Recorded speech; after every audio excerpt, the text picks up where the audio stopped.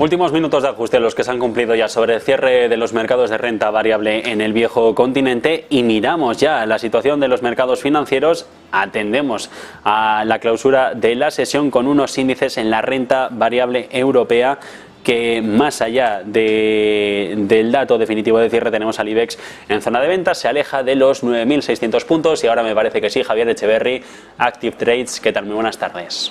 Muy buenas tardes, vaya entrada más atropellada. Bueno, pero lo importante es estar, como quien dice. El caso, el IBEX, hoy sesión dubitativa, con ventas a principios de sesión, parece que va a terminar todo así, y compras entre medias. No sé, el bajo volumen que ha habido en la negociación de hoy en comparación con las otras jornadas anteriores y esta indecisión, ¿a qué se deben? Bueno, se deben a la última semana de agosto. Tenemos que tener en cuenta que la situación actual ha sido durante todo el mes de bastante incertidumbre. Podemos ver el gráfico del IBEX que os voy a poner ahora mismo. Aquí está. El gráfico del IBEX, si nos fijamos en todo este mes, fijaos, vamos aquí hasta el primero. Lo vamos a marcar en pantalla. El día 1, y fijaos el mes de agosto que hemos tenido, que os lo voy a hacer grande aquí para que lo podáis ver. Fijaos la cantidad de movimiento que hemos tenido. Esto lo que es básicamente es la volatilidad propia del mes en el que estamos. Hay menos volumen, hay menos nivel de negociación y además ha sido bastante positivo, porque si te fijas estamos prácticamente donde abrimos el día 1. Estamos exactamente, vamos a decirlo, a un 0,80% más abajo de la apertura del mes de agosto. Por tanto, un mes bastante equilibrado, como muy bien dices tú, de indecisión, Javier, y lo que estamos viendo es eso, que toca el fin de agosto. Creo que hoy tampoco vienen positivos. No sé si la palabra podría ser así para englobar a todos.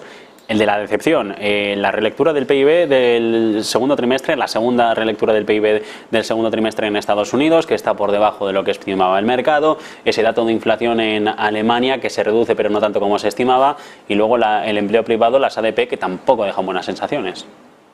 Correcto, sí, sí. Bueno, pues en definitiva esta es la situación. Estamos como estamos.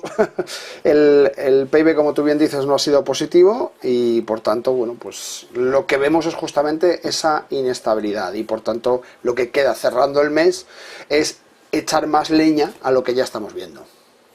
El mercado energético también es noticia hoy por esas expectativas a que Arabia Saudí, a que Rusia amplíen los recortes de producción de crudo hasta octubre. Se asiente sobre todo el precio del barril en los $80. Y mientras tanto, esos inventarios de crudo que han caído de manera significativa en Estados Unidos, y sobre la mesa, no sé si lo que nos va a venir en este campo es volatilidad. Pues lo que estamos viendo justamente en el barril de crudo es esa reacción, ¿no? Un poco a la adhesión a los BRICS de Arabia Saudí, de Irán y de Emiratos, y con un control absoluto sobre el mercado de los hidrocarburos. Creo que ya supera el 80%, si no estoy confundido, tendría que mirarlo exactamente, pero rondará probablemente el 80% del mercado del crudo a nivel internacional, y evidentemente estamos viendo que ahora sí que tiene mucho más sentido lo que quieran hacer dentro de esos recortes. La OPEP Plus, que ya está formada por Arabia Saudí y Rusia, si además también entran los BRICS con Arabia Saudí, con Emiratos y con Irán, pues lógicamente aquí tenemos ya un control tremendo. A los tres les interesa que suba el crudo. Al único que le interesa un poco menos es a India, porque India se está aprovechando mucho de todos esos recortes que está sufriendo Rusia, y que gracias a esos recortes está comprando con contratos de hasta un 30 y un 40% de descuento el crudo ruso, todo lo que es REPCO y todo lo que son las materias, los barriles de crudo y de derivados del crudo, los está comprando francamente más barato India. Entonces quizá a ellos les interesa un poco menos, pero lo que sí es cierto es que evidentemente tienen el control en este momento, y podemos verlo justamente como siempre en el Tadawul Share. Fijaos qué subida la de hoy, bastante clara, superando además la zona de resistencia anterior que teníamos en los 11.539, de momento testeándola. No podemos hablar de una superación hasta que no pase el día de hoy y se cierre la vela y veamos el comportamiento de la siguiente. Pero lo que sí podemos ver es ese testeo de esta resistencia, como decíamos, que está rompiendo muy bien y que en definitiva pues está contextualizando toda esta situación, ¿no? Bueno, mercados que, y vamos ahora a la sección de educación financiera que llevamos poniendo en marcha con ustedes el mes de agosto, mercados que reaccionan a base de noticias, que a nosotros es lo que nos ocupa la jornada, y cómo hay que entender esto, cómo hay que interpretar las noticias y sobre todo hacer caso en el corto plazo a la hora de invertir. Pues efectivamente, las noticias y su impacto en el mercado es la lección que toca hoy, es lo que vamos a ver, y es que el mundo financiero está en constante evolución.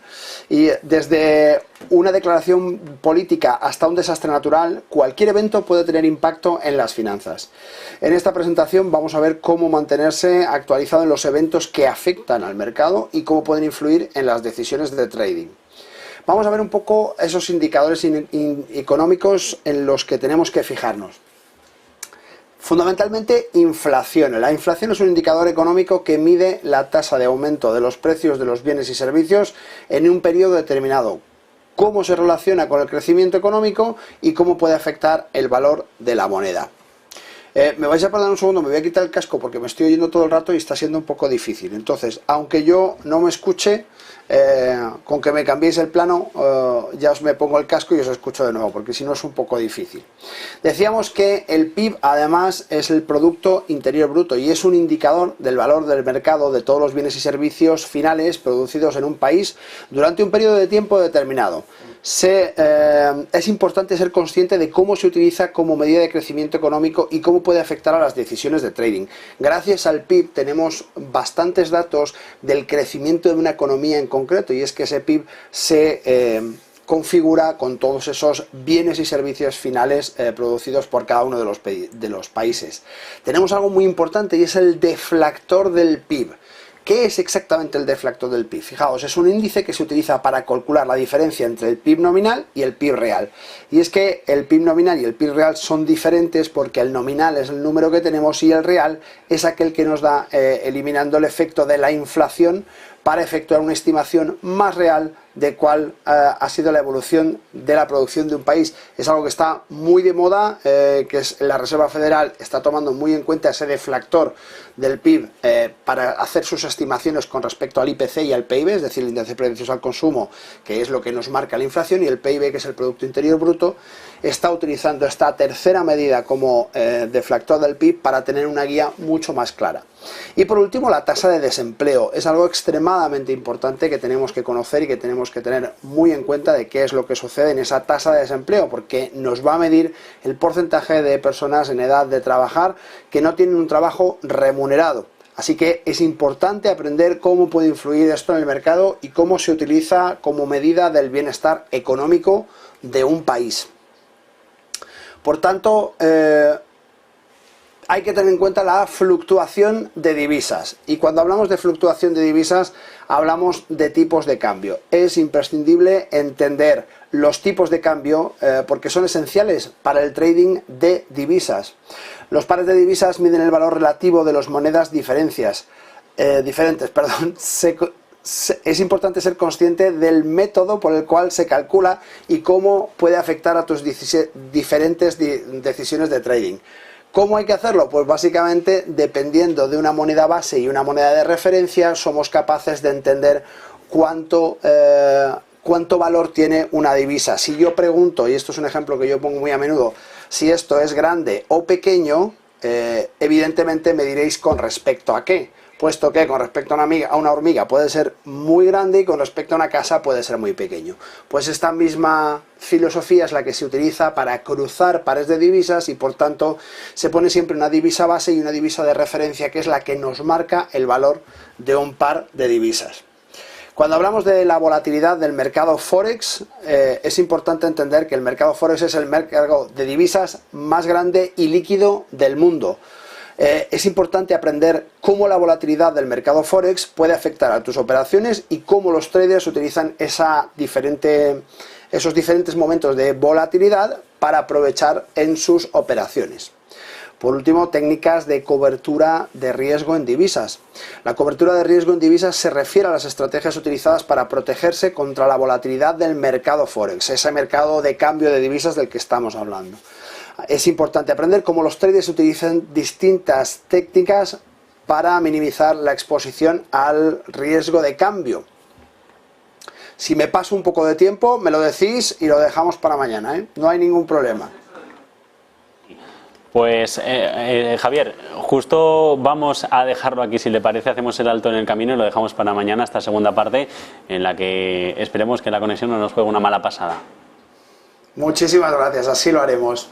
Como siempre, un placer. Buena tarde. Nosotros, para publicidad, pausamos.